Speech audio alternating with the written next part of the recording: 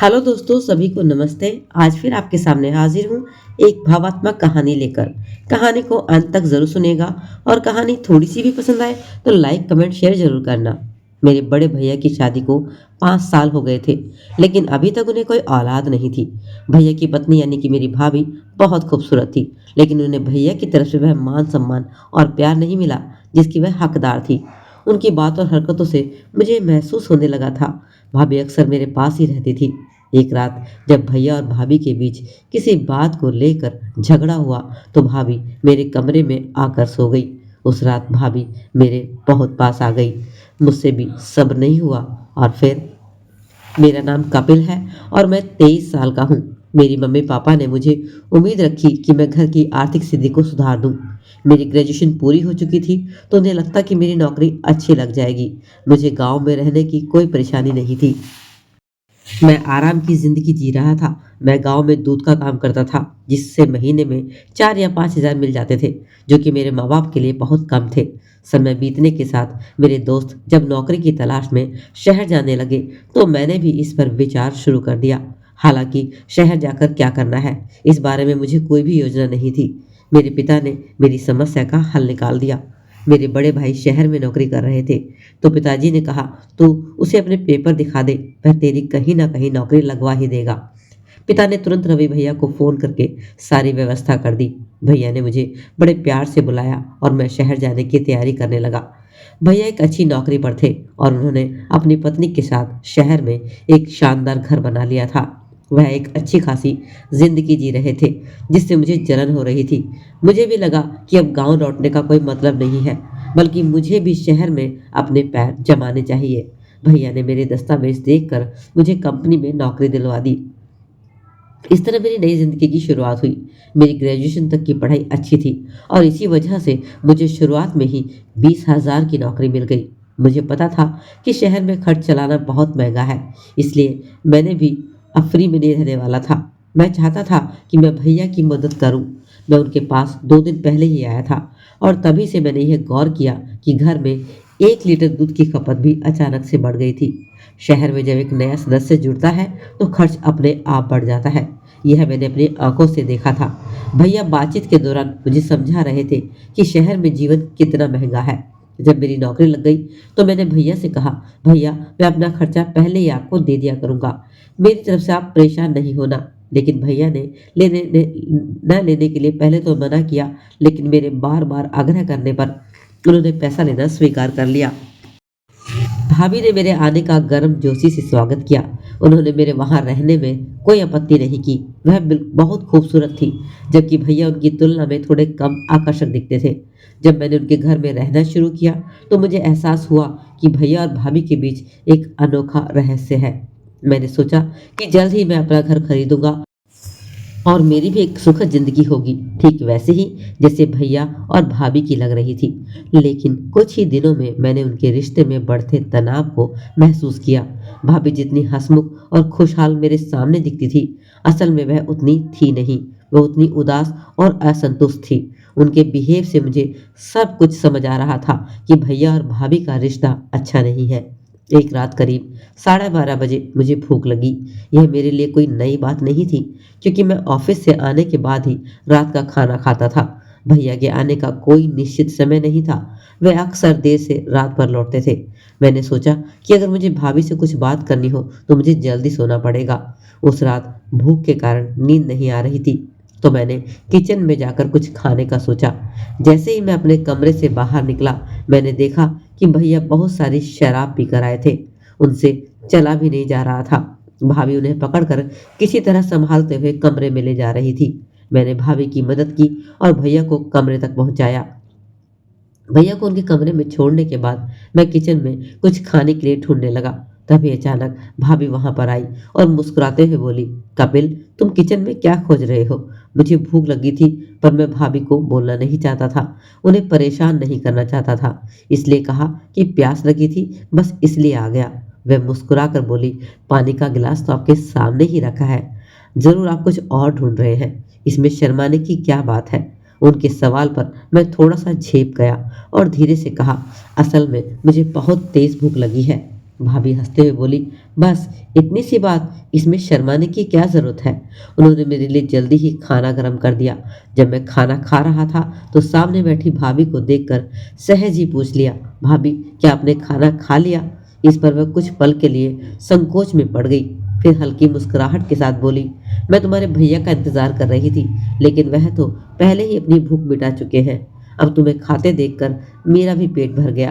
भाभी घर के सारे काम बड़ी मेहनत से करती थी। मुझे बड़ी शर्म महसूस हो रही थी कि भाभी भूखी सोने वाली थी। इसलिए मैंने उनके सामने खाना बढ़ाया और उन्हें अपने हाथ से खिलाने की कोशिश की। पहले तो वह हिचकी, लेकिन फिर मेरी ओर ध्यान से देखा और धीरे से मेरा हाथ से खाने लगी। खाना खत्म करने के बाद मैंने अपने चेहरे पर पानी का हाथ फेरा। तभी भाभी ने मुझे देखा और हल्की शरारती मुस्कान के साथ अपने होठों पर उंगली रख दी, जैसे कह रही हो कि मैं उनके चेहरे पर भी पानी फेर दूं। उनके हाथ में खाने की प्लेट थी, जिससे साफ था कि वह मुझे हल्की मदद चाह रही थी। मैंने बिना ज़्यादा सोचे उनके चेहरे पर हल्के से पानी का हाथ फेरा और फिर अपना रुमाल से उनका चेहरा पोंछ दिया। मेरी इस मदद को उन्होंने बहुत सराहा, क्योंकि वह हल्के से मुस्कुरा दी। मैंने भी मुस्कुराते हुए गुड नाइट कहा और अपने कमरे में सोने चला गया, क्योंकि सुबह ऑफिस जाना था। अगली सुबह भाभी हर दिन की तरह समय पर मेरा टिफिन तैयार कर चुकी थी। वह मेरे सामने रहकर मेरे हर छोटे बड़े काम में लगी रहती थी। संडे का दिन था तो न जाने भैया को क्या हुआ, वह शराब की बोतल ले आए और कहा कि आज दोनों भाई पार्टी करते हैं। उन्होंने मुझे अपने कमरे में बुलाया, जहां पहले से 2 ग्लास रखे हुए थे। यह देखकर मैं थोड़ा हैरान रह गया, क्योंकि इससे पहले मैंने कभी शराब नहीं पी थी। दोस्तों के साथ भी हमेशा इन चीज़ों से बचता ही रहता था, लेकिन भैया के साथ मना करना थोड़ा सा मुश्किल लग रहा था। भैया ने मुझ पर कई एहसान किए थे, इसलिए मैं उन्हें नाराज़ नहीं करना चाहता था। मैं उनके साथ बैठा तो गया, लेकिन मेरी नज़र दरवाजे पर पड़ी, जहाँ से भाभी झांक रही थी। उन्होंने मुझे शराब न पीने का इशारा किया। मैंने सिर हिलाकर उन्हें मना करने की कोशिश की, लेकिन भैया ने ज़बरदस्ती मुझे गिलास पकड़ा दिया। मैंने बस नाम के लिए गिलास होठों तक लगाया। कुछ ही देर में भैया नशे में चूर हो गए। मैंने सारा सामान उठाया और किचन में रखने लगा। तभी भाभी आई। उन्होंने भी मेरी मदद की और हम दोनों ने मिलकर सभी सामान को किचन में रख दिया। जैसे ही वह किचन के पास पहुंची, उनके हाथ से एक कांच का गिलास गिर गया। उसमें से एक छोटा सा टुकड़ा उनके पैर में चुभ गया। उन्हें दर्द से तड़पता देख मैं तुरंत उनकी मदद के लिए दौड़ा। वह ठीक से चल भी नहीं पा रही थी। मेरे पास कोई और विकल्प भी नहीं था। मैंने उन्हें गोद में उठा लिया। भैया अपने कमरे में गहरी नींद में सो रहे थे, इसलिए मैंने भाभी को अपने कमरे में ले जाकर थोड़ा आराम देने का सोचा। मैंने उनके पैर का कांच निकाला। जैसे ही मैंने कांच हटाया, मैंने धीरे धीरे उनके पैर की पट्टी बांधनी शुरू कर दी। इस दौरान जब मेरी नज़र भाभी पर गई तो मैंने देखा कि वह मुझे एक अलग ही नज़र से देख रही थी। उनकी उस नज़र ने मुझे थोड़ा सा असहज कर दिया और हल्की सी शर्म भी महसूस हुई। ड्रेसिंग पूरी करने के बाद मैं बाहर जाने लगा, लेकिन तभी भाभी ने मुझे रोक लिया और अपने पास बुला लिया। मैं उनके पास गया तो उन्होंने मेरा हाथ पकड़कर मुझे अपने पास बैठा लिया। फिर मुस्कुराते हुए बोली, कपिल, तुमने मुझे समझा, मेरी मदद की और मुझे अच्छा लगा। हालांकि धन्यवाद कहने के बाद भी उन्होंने मेरा हाथ नहीं छोड़ा। इसके इससे मुझे कुछ एहसास हुआ कि वह सिर्फ शुक्रिया करने के लिए नहीं कह रही, बल्कि मुझसे और भी कुछ कहना चाहती थी। मैंने हल्के अंदाज में पूछा, भाभी, आपने मुझे भैया के साथ पार्टी करने से क्यों मना किया? क्या आप मेरी इतनी चिंता है? यह सुनकर भाभी कुछ पल के लिए चुप रही, फिर हल्की आवाज में बोली, कपिल, तुम अच्छे इंसान हो। मैं नहीं चाहती कि तुम भी शराब पीकर अपनी जिंदगी बर्बाद करो, और आपके भैया में बहुत फर्क है। मैंने ये फर्क महसूस किया है, इसलिए मैंने आपको पीने से मना किया। मैंने आश्चर्य से पूछा, ऐसा क्या फर्क नजर आया आपको? इस सवाल पर वह थोड़ा झिझक गई, मानो उनके पास कोई ठोस जवाब ही ना हो। लेकिन उनकी आंखों की गहराई में मैंने अपने प्रति एक अलग स्वभाव देखा। शायद जवाब धीरे धीरे स्पष्ट होने वाला था। उस दिन के बाद से मेरा नजरिया भी भाभी के प्रति बदलने लगा। मैंने गौर किया कि भैया ऑफिस जाते तो भाभी के चेहरे पर बिल्कुल भी मुस्कुराहट नहीं होती थी। वह उन्हें ऐसे ही ऑफिस भेज देती थी, लेकिन जब मैं निकलता तो अपने सारे काम छोड़कर दरवाजे तक मुझे विदा करने के लिए आती। उनके व्यवहार में यह बदलाव मैंने मन ही मन कई सवाल खड़े करने लगा। एक दिन मैं ऑफिस से जल्दी घर आ गया। आते ही भूख महसूस हुई, लेकिन भाभी आमतौर पर रात को 8 बजे खाना तैयार करती थी। मैं फ्रेश होकर उनके पास गया और खाने के बारे में पूछा। जब मैं खाने के लिए बैठा तो भाभी भी मेरे सामने बैठ गई। मैं खाना खा रहा था। मेरी शर्ट पर थोड़ी सी सब्जी गिर गई। भाभी तुरंत उठी और गीले कपड़े से मेरी शर्ट को साफ करने लगी। वह मेरे बहुत करीब आ गई थी और उस पर हमारी नजरें टकराई। उनकी आंखों में वही भाव था जो पिछले कई दिनों से मुझे महसूस हो रहे थे। कुछ ऐसा जिसे वह कहना चाहती थी लेकिन कह नहीं पा रही थी। जब मेरी शर्ट साफ हो गई तो मैंने हल्के से कहा, भाभी अब हो गया है, आप छोड़ दीजिए। मेरी बात सुनते ही वह अचानक पीछे हट गई, लेकिन मैं देख सकता था कि उनकी नजरें मुझ पर अब भी बैठी थी। मैं चुपचाप खाने में लग गया जबकि वह मेरे सामने खड़ी रही, जैसे कुछ कहना चाह रही हो पर शब्दों में बयां नहीं कर पा रही थी। मैंने भाभी से पूछा, भाभी तुम मेरे साथ खाना क्यों नहीं खाती? इस पर भाभी मुस्कुरा कर बोली, मुझे भूख तो लगी है लेकिन अपने हाथों से खाने का मन नहीं है। उस दिन तुमने मुझे अपने हाथों से खिलाया था। अगर आज भी तुम मुझे अपने खाना खिलाने के लिए तैयार हो तो मैं खा लूंगी। उनका यह अंदाज कुछ अलग ही था। मैं जानता था कि भैया की यह देखते देखते वह खाना भूल जाएगी, इसलिए उनकी चिंता करते हुए मैंने उन्हें अपने हाथों से खाना खिलाना शुरू कर दिया। जैसे ही मैंने पहला कोर उनके मुंह के पास लाया, उन्होंने मेरी उंगली को काट लिया। मैं चौंक कर हल्के से चीख पड़ा, भाभी ये क्या कर रही हो? लेकिन भाभी ने मुझे देखते हुए मेरी उंगली को अपने हाथ में लिया और दबाने लगी। ऐसा लग रहा था जैसे वे मेरे दर्द को कम करने की कोशिश कर रही हो, लेकिन यह सब मेरे लिए बहुत अजीब था। उनकी नज़र मुझ पर कुछ अलग ही अंदाज में घूम रही थी, जिससे मैं थोड़ा सा असहज महसूस करने लगा। तभी अचानक भैया की गाड़ी की आवाज़ सुनाई दी। मैं तुरंत भाभी से दूर हट गया और रात हाथ धोने वाला चला गया। भैया आज कुछ जल्दी घर लौट आए थे। जैसे ही भैया घर पर आए, उन्होंने मुझे आवाज़ देकर बुलाया और बोले, चल आज तुझे मैं तेरे दोस्त के बेटे की अपने दोस्त के बेटे की बर्थडे पार्टी में ले चलता हूँ। मैंने हल्के से मुस्कुरा कर कहा, भैया मैं सच में आपके साथ जाता, लेकिन अभी अभी खाना खाया है और थोड़ा आराम करना चाहता हूँ। भैया बोले, क्या बात है, तू तो बहुत बोरिंग हो गया है। तेरी उम्र के लड़कों को इस समय जिंदगी का मजा लेना चाहिए। हमारी बातचीत के दौरान भाभी पास ही खड़ी थी। भैया की बातें सुनकर उन्होंने अचानक गुस्से में कहा, सभी तुम्हारी तरह नहीं है जो घर की जिम्मेदारी को भूलकर बाहर ऐश करते फिरे। अगर ये सब सीख गया तो उसकी पत्नी ही मेरी तरह परेशान हो जाएगी। भाभी के तीखे शब्द सुनकर भैया का चेहरा गुस्से से तिलमिला उठा। उन्हें इसलिए बुरा लगा क्योंकि भाभी यह मेरे सामने बात कर रही थी। बिना कुछ बोले वह गुस्से में अपने कमरे की ओर बढ़ गए, लेकिन जैसे ही अंदर पहुंचे उन्होंने भाभी को जोर से पुकारा। भाभी चुपचाप उनके पास गई और उनके कमरे का दरवाजा तेज आवाज के साथ बंद हो गया। भैया और भाभी की लड़ाई शुरू हो चुकी थी। मुझे भाभी के लिए बहुत ज्यादा बुरा लग रहा था, लेकिन मैं समझ नहीं पा रहा था कि इस मामले में दखल देना सही रहेगा या नहीं।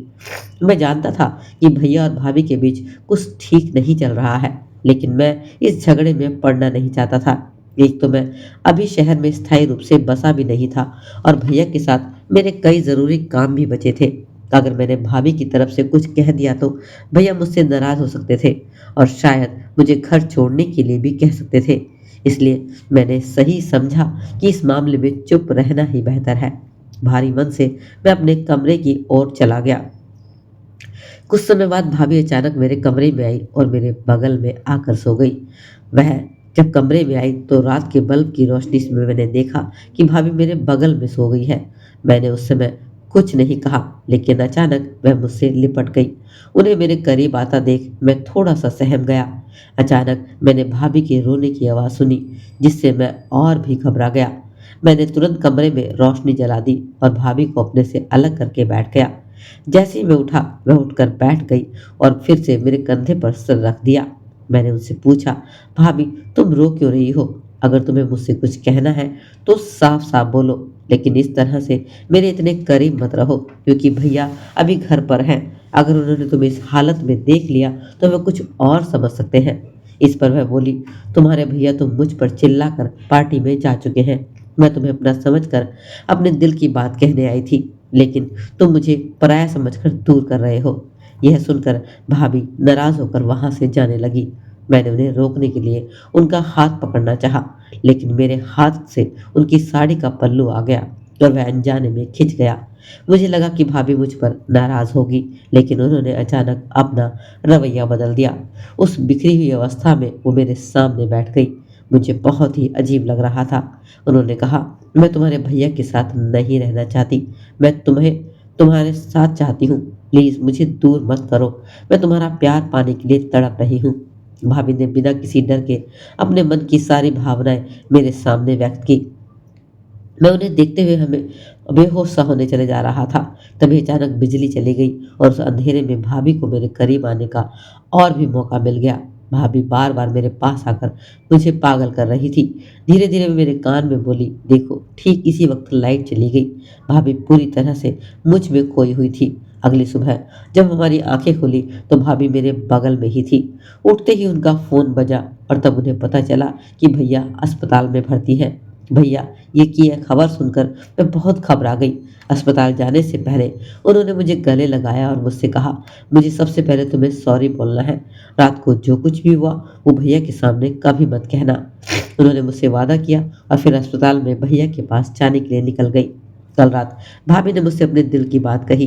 उन्होंने अपने प्यार का इजहार किया और कहा कि वह अपना जीवन मेरे साथ बिताना चाहती है, लेकिन मैं इस रिश्ते को लेकर कभी गलत सोच नहीं सकता था। मैंने उन्हें साफ शब्दों में समझाया कि मैं उन्हें केवल अपनी भाभी के रूप में ही देखता हूँ और अपने भैया के साथ विश्वासघात नहीं कर सकता। भाभी बहुत दुखी थी। उन्होंने कहा कि उनके पति अमीर तो हैं, लेकिन उनकी जिंदगी में प्यार और इज्जत की कमी है। उनके लिए एक पति का सबसे बड़ा गुण उसकी आर्थिक संपन्नता नहीं है, बल्कि उसका प्रेम और सम्मान है। वह हमेशा उस आदर्श साथी की तलाश में रहे जो उन्हें सच्चा प्यार और अपनापन दे सके। जब मैंने उनकी भावनाओं को स्वीकार नहीं किया और उन्होंने समझाया कि रिश्ते में विश्वास सबसे महत्वपूर्ण होता है, तो वह थोड़ी नाराज हुई। लेकिन मुझे यकीन था कि समय के साथ उनके उन्हें अपने पति का महत्व समझ में आ जाएगा और भैया भी अपने रिश्ते की अहमियत को पहचानेंगे। उसी रात जब भैया पार्टी से घर लौट रहे थे तो उनका एक्सीडेंट हो गया था, जिससे उनके पैर में फ्रैक्चर हो गया था। यह खबर सुनते ही भाभी घबरा कर अस्पताल भागी और पूरी रात उनके पास रही। कुछ घंटों बाद वह भैया को लेकर घर आई और उन्हें देखभाल में जुट गई। अगले कुछ दिनों में मैंने महसूस किया कि भैया के व्यवहार में बदलाव आ रहा था। उन्हें समझ में आने लगा था कि मुश्किल समय में पत्नी ही पति का सबसे बड़ा सहारा होती है।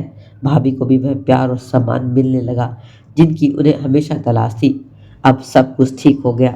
मैं उस गलती को जो कि दोनों की थी भूल चुका था, जबकि मेरा इसमें कोई हाथ नहीं था। लेकिन इन सब बातों से एक बात समझ में आ गई थी कि घर में पैसे से ज़्यादा शांति और प्यार और सम्मान की ज़रूरत होती है। अब भाभी को वह प्यार वह सम्मान मिल गया था और मैं भी पाप से बच गया था। तो दोस्तों, आपको ये कहानी कैसे पसंद आई तो वीडियो को लाइक और सब्सक्राइब करें, चैनल को सब्सक्राइब करें ना भूलें। तो दोस्तों, मिलते हैं नई कहानी में।